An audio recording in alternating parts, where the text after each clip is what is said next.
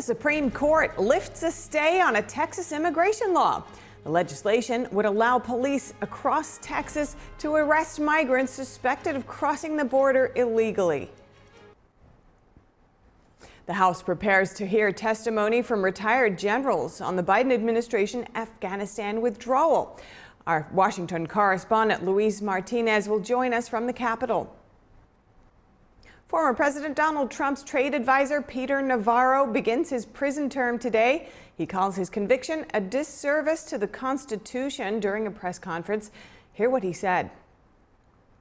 Trump faces a financial crunch, unable to secure a bond for a $454 million fraud judgment. What's next? We'll hear from a legal expert. A community on Long Island, New York, is suing the state and Attorney General Letitia James after being ordered to remove its ban on biological males competing in female sports. Lawmakers finally reach a deal to fund the government. We're already halfway through the fiscal year. What we know about the agreement so far. And cherry blossoms start to bloom in Washington, D.C. The delicate pink and white flowers welcome the spring season.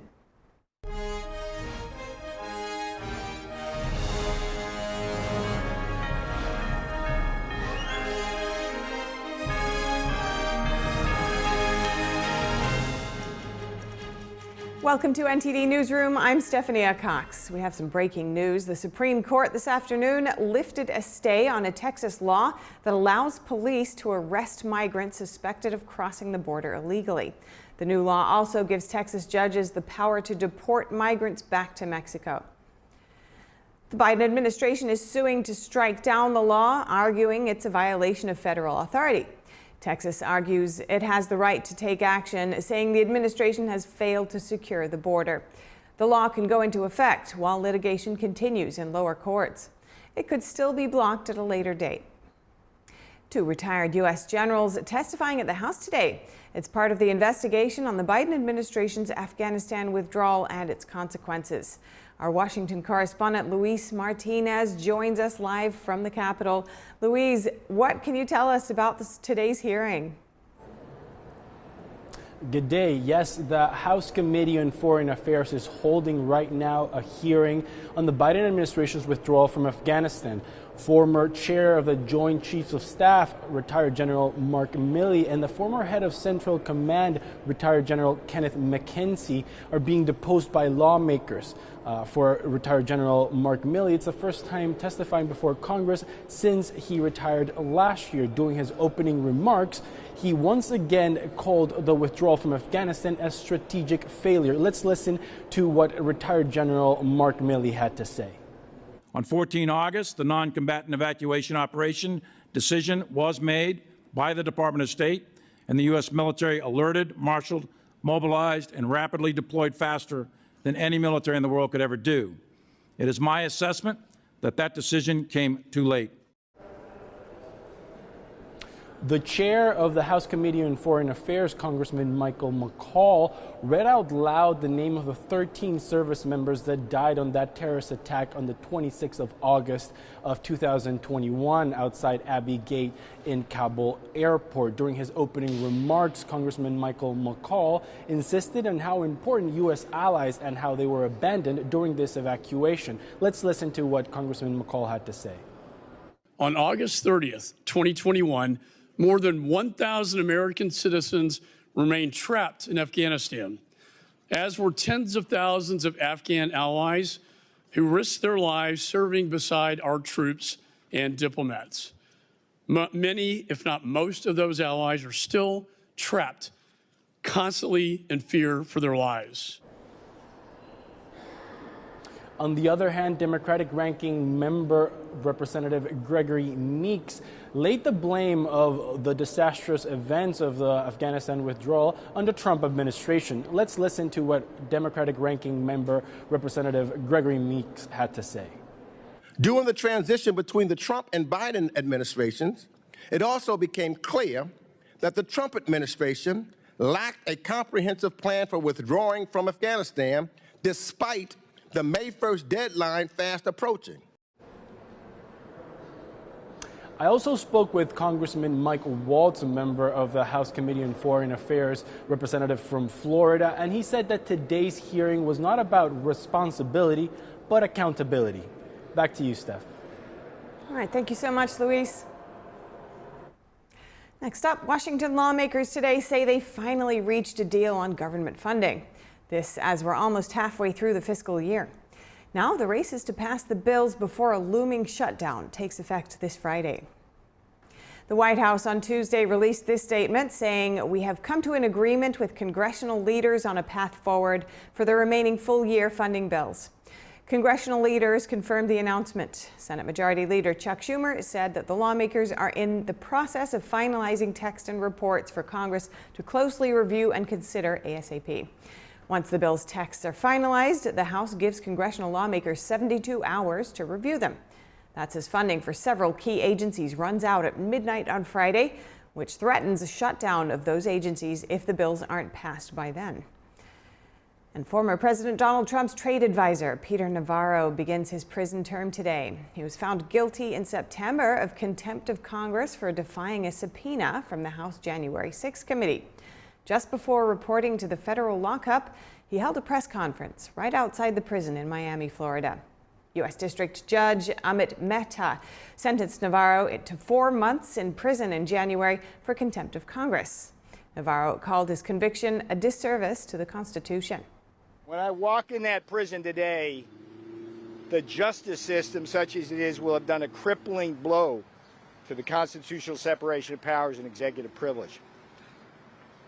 The second and related story has to do with the emergence of lawfare and the partisan weaponization of our justice system.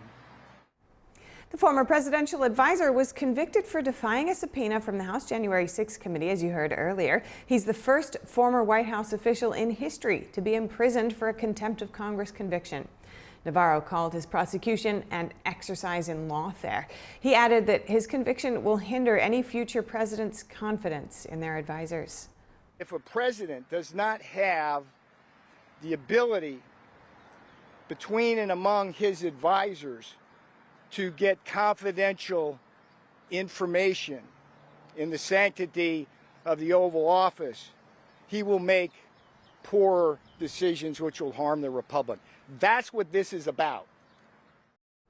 And former President Trump's lawyers say he's unable to get a bond to cover the $454 million New York civil fraud judgment. Trump's legal team, after contacting 30 companies via 4 brokers, reports that none are willing to take his real estate as guarantee for the bond. So what's next for Trump? Joining us now is Paul Kamenar from the National Legal and Policy Center, here to break it down for us. Welcome, Paul. Good to see you again. First up, could you explain the bond concept to our viewers in this case? Why couldn't Trump secure it?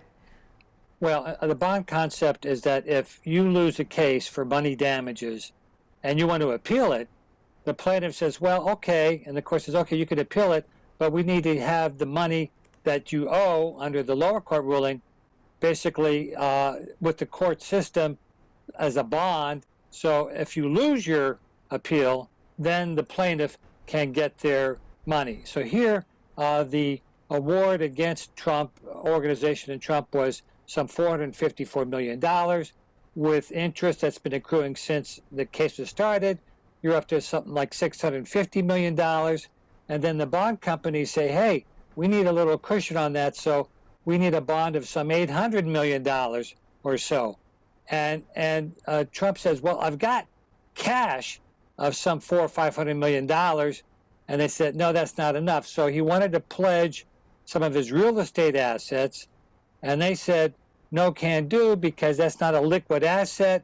We don't want to have to sell it if you lose your appeal and you owe that money, or you go broke or whatever. It's really crazy. And so what happens now is they're asking the appellate court in New York to say, hey, look, let's put a limit on how much we can pay as a bond. And they're trying to negotiate that.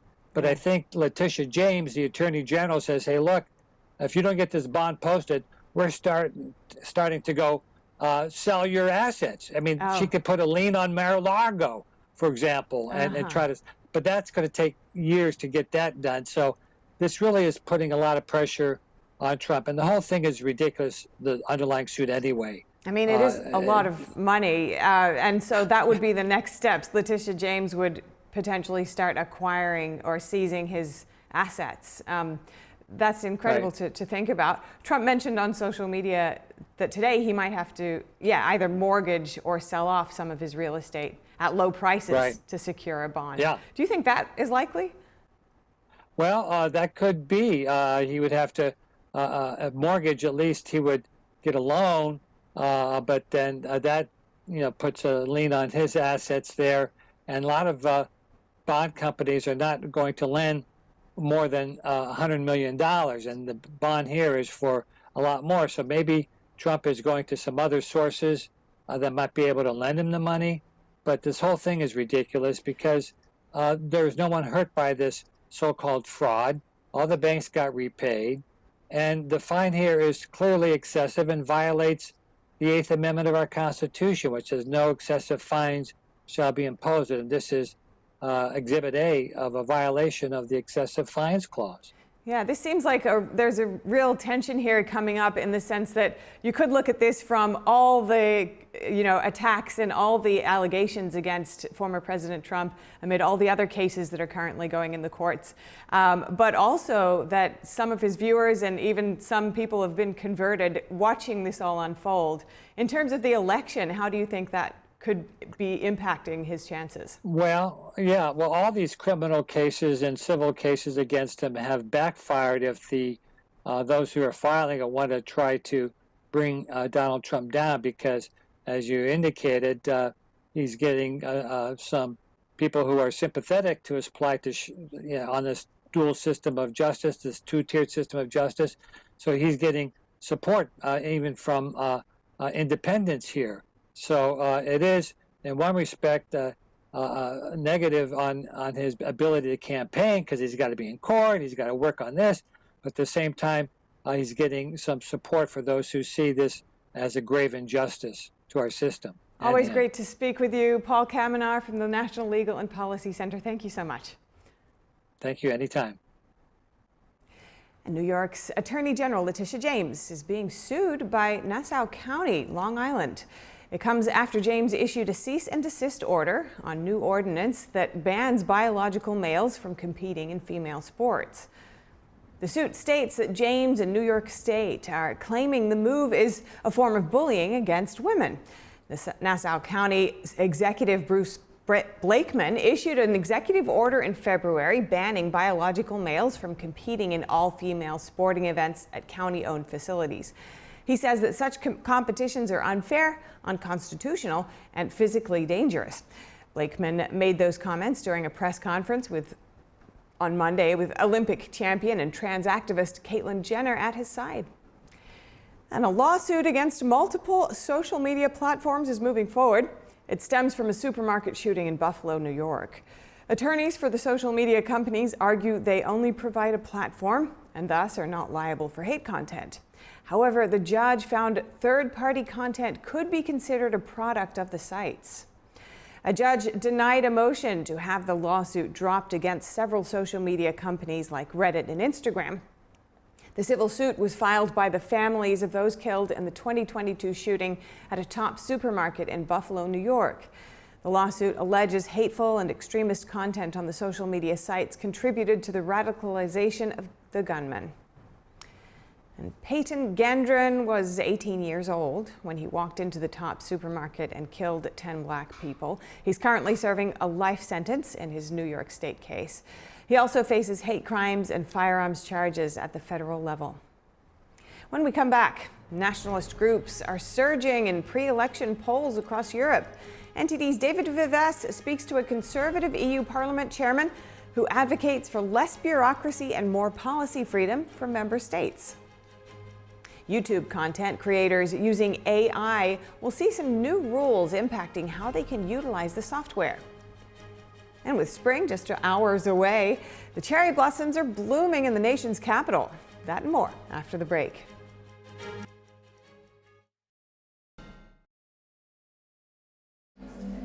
Life doesn't always give you time to change the outcome. Prediabetes does.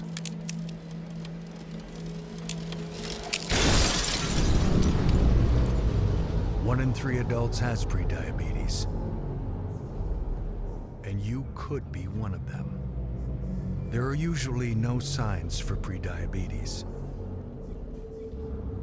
so it's important to understand your risk. With early diagnosis, prediabetes can be reversed.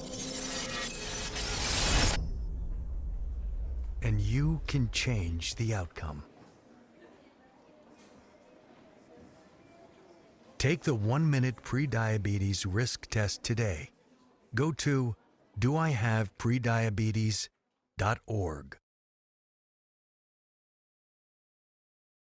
Hi, I'm Caleb, and this is my story. I was born with osteogenesis imperfecta, or brittle bone disease. I have broken my bones almost 200 times, and I have had 11 surgeries. But I didn't let that stop me. I love to bike ride, climb, race, and I'm learning how to stand and walk. But I can only do all of this because of generous people like you and Shriners Hospitals for Children. Because of people like you, Shriners Hospitals for Children has helped more than 1.3 million kids just like me, regardless of their family's ability to pay. Shriners Hospitals for Children is only able to provide this world-class, life-changing medical care because of the generous gifts of people just like you. Because of you, I can ride my bike. I can play basketball. Because of people like you, I can run. I can smile. Will you send your love to the rescue today? When you go to loveshriners.org right now and give just 63 cents a day, you're helping kids just like me. Like me. Like me. When you give today, we'll send you this adorable Love to the Rescue blanket as a thank you and a reminder of the love you gave to a kid just like me. Your gift, no matter how small, can help a child today. This is your moment to make a difference. When you pick up your phone, I know you have it right there, and call to give. You're helping kids like me. Thank you. Thank you. Gracias. Thank you. Please call or go online now. If operators are busy, please call again or give right away at loveshriners.org. Your gift makes a difference. Thank you for giving.